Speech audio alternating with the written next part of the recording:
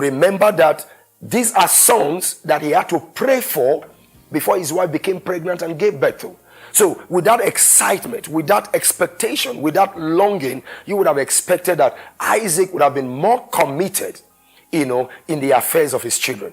When you now go further, you now discover that Isaac was not even involved in the marriage of his sons. It was the mother, Rebekah, that was arranging wives for the sons. Isaac was totally not in the scene. So you were not there to bring them up. You were not there to teach them the importance of the birthright. You were not there in parenting. You didn't recognize the voice. With recklessness, you gave out the birthright. That, to my mind, is an example of how not to be a father. On the corollary, one of the best father figures in the totality of scriptures I have found is Joseph. Joseph, the foster father of Jesus. Here was a man who was exceptional in every respect. The funny thing about Joseph, if you study Genesis to Revelation, there is no single statement credited to Joseph. You won't find anywhere in the Bible say this statement was said by Joseph. And yet, his life is a testament of how to be an effective father.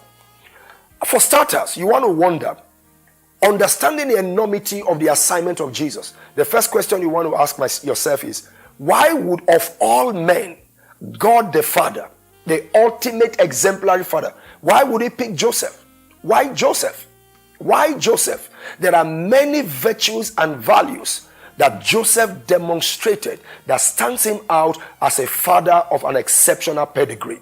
And there is so much I want us to learn from him, because there is all of these we can copy in order to become the kind of fathers we are. There are so many points. Let me go through a couple of them. Number one, Joseph, based upon his personal account and testimonies that we find in the Gospels, especially Matthew, Mark, Luke, and some parts of John.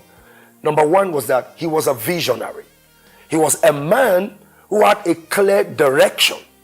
By hearing from God, by knowing God, by understanding what was at stake in order to determine the movement and the progression of his family. You can say so much about this, because it starts from establishing a family vision. It starts from determining the direction that the family is supposed to go in order to be able to establish the kind of family that should be the best for your family. Of course, another thing we see about Joseph, the foster father of Jesus, was that he was just and kind.